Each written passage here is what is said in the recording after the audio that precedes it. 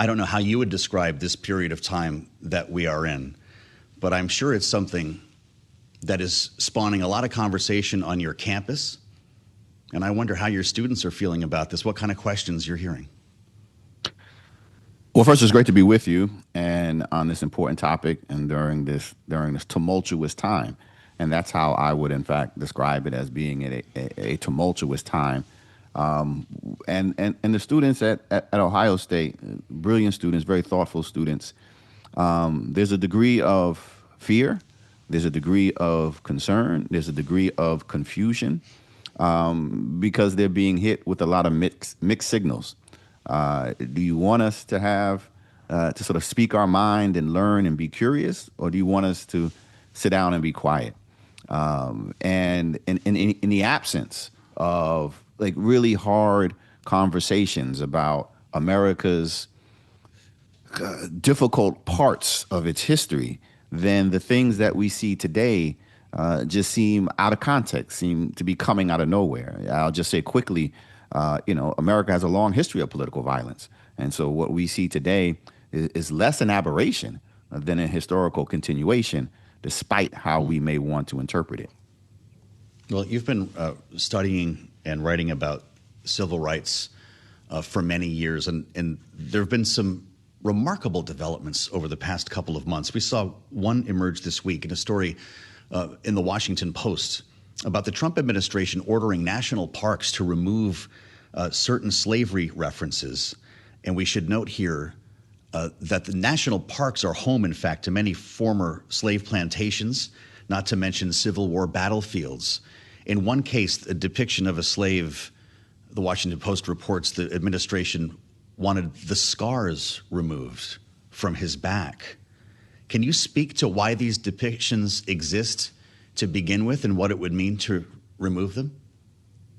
The depictions exist because they accurately reflect America's history. The depictions exist because they are snapshots of history that actually happened. And it is important that we focus and study and share with the public, and don't bury and try to hide the scars that aren't just on the backs of individuals who were held in bondage, but the scars that we all bear as Americans, because this is our history too. Nobody today is responsible for slavery in America. So this isn't about shame or blame, but this is about understanding, because what drove that institution so that it could exist for 250 years just wasn't a handful of unfortunate or bad individuals or misguided individuals. It was the nation as a whole said this is going to be the basis of our economy. And so we have to understand that and understand the implications and legacy of that today. And when you erase that history, try to remove those pictures and sanitize that aspect of America's past, you not only fail to understand the past, but you also fail to understand the present. So rationalize this now with me, Professor. The attempt to change the names of some military bases back to their original Confederate names. In some cases, you'd find a name that this administration has found a name that matches, but it's an actual different person in the case of Fort Bragg or some of these others. Pete Hegseth, the Secretary of War, as the president calls him, and President Trump both want the old Confederate names to be restored. How does that coincide with the removal of the images that we're describing? Well, I'm glad you see the connection, because there is a connection. And first, I would point out that a lot of the names that were removed of former Confederate generals didn't exist in perpetuity. I mean, these were bases and forts and the like that were renamed in advance of World War I, during the height of Jim Crow and the resurgence of white supremacy in America, to get Southern Democrats at the time to get on board with America going into World War I. And so, when we say, the time has passed to have names that reflect the beautiful mosaic that we are in America, and to remove the names of those who were traitors to the nation, it isn't, you aren't erasing history. You are, in fact, making history more reflective, or the present more reflective of America's values in the present, which is critically important. And just to link the two more clearly, one of the things that we have done in America, rather than confront the most difficult aspects of our past, is to create false narratives about the past. And the biggest false narrative that we've created is that of the lost cause. And celebrating, lionizing the Confederacy to downplay the horror of slavery and to shine a light on those who engaged in rebellion against the nation is the lost cause narrative. And we're revisiting that by trying to rename these forts and bases. And return the controversial Reconciliation Monument sculpture to Arlington National Cemetery, the plan by Pete Hegseth, in this case, honoring the Confederacy here in the nation's capital. They unveiled plans to rebuild statue commemorating Albert Pike, a Confederate brigadier general, just a few blocks away from the U.S. Capitol as well. What we heard when we asked about this from the Pentagon was the United States and the Department of Defense is not interested in erasing our history, acknowledging it and honoring it, which also would run counter to the removal of certain pieces of history, wouldn't it? Removing statues, updating names so that they reflect the values of the society in which we live, the principles, the goals, the objectives, is not erasing history. You can remove Confederate monuments. The Confederacy still lost. Robert E. Lee was still a traitor. And so that's a talking point. What you are doing, in fact, is, and I think every community over time, every nation over time should pause and reflect and think about what occupies our public space. And do these monuments and memorials reflect who we ought to be and who we aspire to be?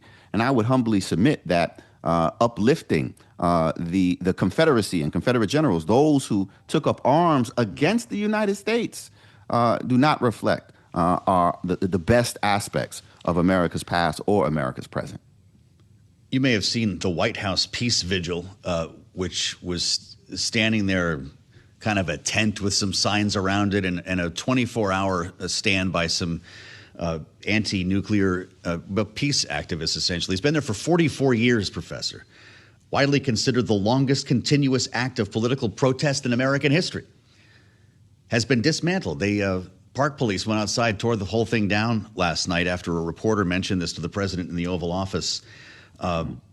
Another symbol that has left us here in the nation's capital. And I know you're no stranger to Washington, Professor. Our viewers and listeners should know that you are the brother of House Democratic Leader Hakeem Jeffries. We've seen quite an interesting couple of weeks go by here with the federalization of our local police, National Guard troops here on the streets.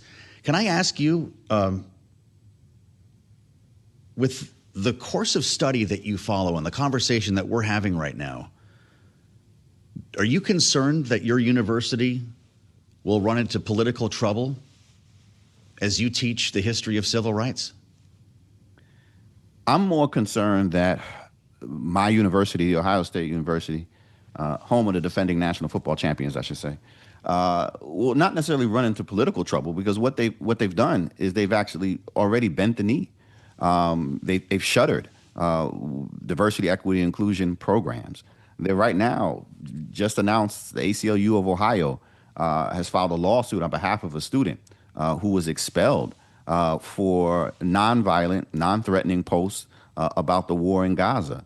And so I'm less worried. I mean, Ohio State has demonstrated that they are aligning with the Trump administration on many of these issues. So I'm less worried about them, succumbing to political backlash, and more worried about them clamping down on not just free speech. And you mentioned the memorial of the protest, the peace protest there, but clamping down on the right to dissent and on campus, particularly among students. And it's not, and it's pressure that they're feeling, and they're going along with it, not only from the Trump administration, but also from the Ohio State legislature. And so many of these now, as we would call them, red states, are facing this sort of dual threat when it comes to free speech and the right to dissent, not only from the federal government, but also from state government. So I'm deeply concerned and worried that we're continuing to make it more difficult and not create space for students to raise their voice and dissent, not only about what's going on campus, but also what's going on in their nation and in their world.